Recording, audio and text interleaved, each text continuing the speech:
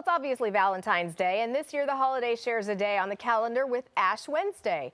Clergy from St. Augustine's Episcopal Church on North May in Oklahoma City offered their annual Ash and Dash. The day marks the traditional beginning of Lent, the 40 days of preparation before the celebration of Easter. Drivers and passengers were offered repentance ashes on their foreheads. The church has offered this popular drive-through service for 7 years now. Very innovative. Now let's go to Lance for a look at what's coming up next. All right, Heather, thank you. Boy, a very busy breaking news day. Next at 5, continuing coverage, another school shooting.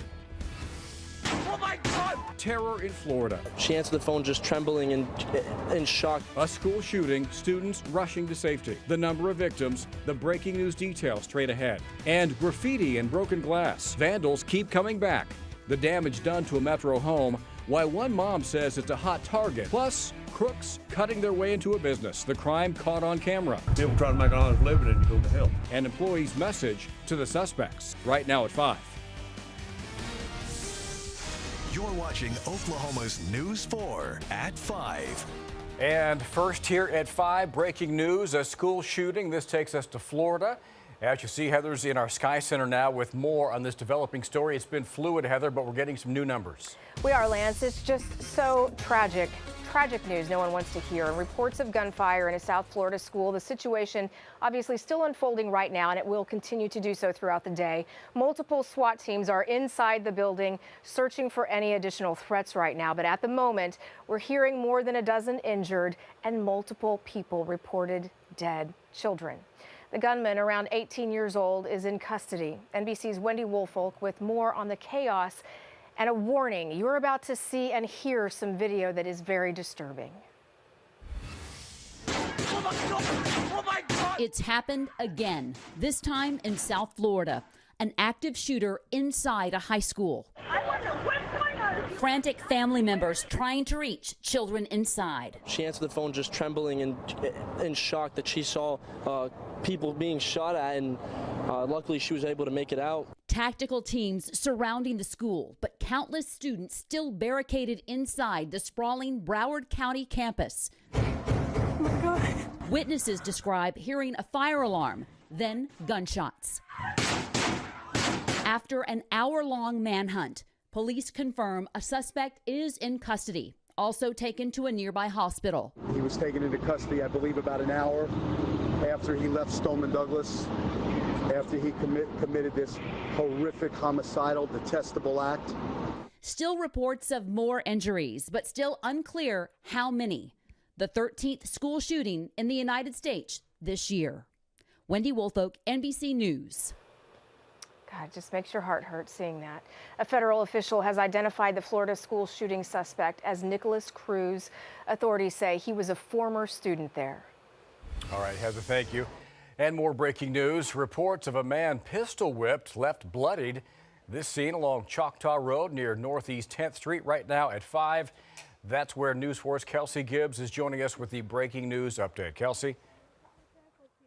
Well, Lance, we do know that police tell us that a scuffle started just behind me at the mobile home. They said that's when reportedly, like we said, the victim was pistol whipped, and that gun unfortunately went off. Luckily, no one was hit, but now police are actively looking for the suspects. It happened around 1:45 this afternoon when the driver of a white Tahoe pulled into this mobile home neighborhood.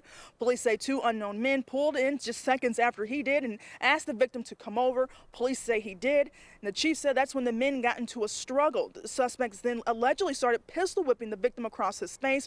During that scuffle, the gun went off. When they arrived, they made contact with one male here at the trailer that appeared to be injured.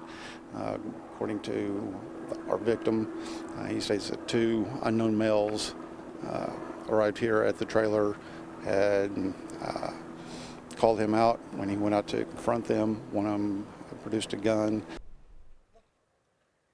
Now again, luckily when that gun went off, no one was hit. The schools were quickly placed on lockdown during the search for the suspects, but right now they are still on the run. There's no solid description of the suspects or the car that they are in, but police are again actively investigating the situation. Of course, we're going to have more of this story coming up tonight at 6. Reporting live in Choctaw, Kelsey Gibbs, Oklahoma's News 4. They, at one point, have broken 3 windows here and 2 windows over there. New at 5, graffiti and broken glass. Tonight, a message to vandals. A Metro mom has had enough. She says her home has been targeted several times. So this Northwest Oklahoma City woman has made a sign reading vandalism is against the law. And when police find you, your parents will be the ones paying for your damage. Tonight, News 4's Ian Smith is live with why this home is such a hot target. Ian? Well, as it turns out, this mom is renovating this house so her son and herself can move into this neighborhood and be right across from the park. But unfortunately, the house has been tagged with graffiti. The windows have been broken out. And here's that sign that you were talking about right here. She's hoping it will deter these vandals from coming back. From the inside. Well, this is going to be the kitchen. You know, so. Your walls are already decorated. Yes, yeah, I won't have to do any painting, will I? To the outside. They, at one point, have broken 3 windows here and 2 windows over there. Is that what all this glass is from over here? Yes. Tony Hunter says neighborhood kids have trashed her house that she's renovating. She's moving to the area so she and her son can live next to the park. There's actually a footprint on the front door where they managed to kick in the front door. They didn't forget the back door either. This is a sliding door, patio door that leads into the backyard.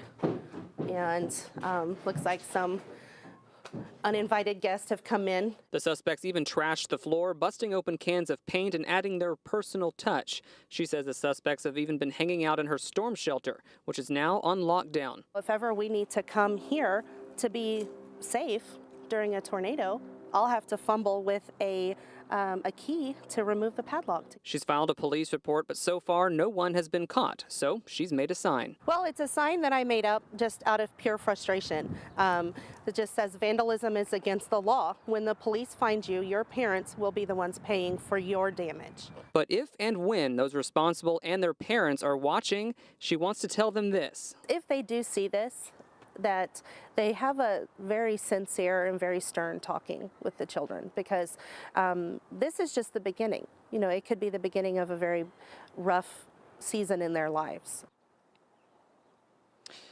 Now, Hunter did tell me she filed a police report, and I was able to confirm that. Now, police tell me right now they don't have any suspects right now, but they are trying to locate the people who are responsible, and they have upped the surveillance in this neighborhood. In fact, we just saw an officer drive by a few minutes ago. For now, we're live in the Village. Ian Smith, Oklahoma's News 4.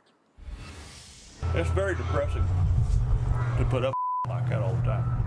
Well, on Crime Watch, 2 burglars caught on camera hitting a southeast side ice vending business. One suspect with a saw in hand trying to steal money from a cash machine.